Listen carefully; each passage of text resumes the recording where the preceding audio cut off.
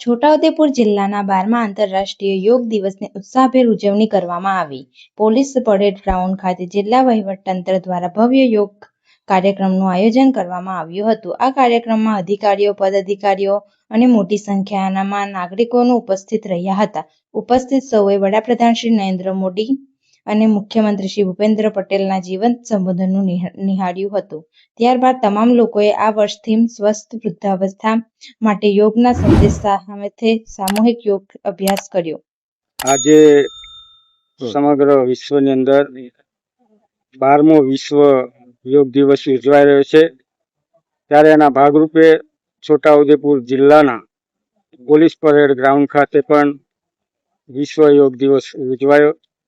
ત્યારે હું સમગ્ર દેશવાસીઓને વિશ્વ યોગ દિવસની ખૂબ ખૂબ શુભેચ્છા પાઠવું છું અને અભિનંદન આપું છું. સાથે જ માન્ય પ્રધાનમંત્રી શ્રી નરેન્દ્રભાઈ મોદી સાહેબના પણ સેવા અને સુશાસનના 12 વર્ષ પૂર્ણ થયા છે અને સાથે જ આ 12મો વિશ્વ યોગ છે. ત્યારે સૌને શુભકામનાઓ પાઠવું છું.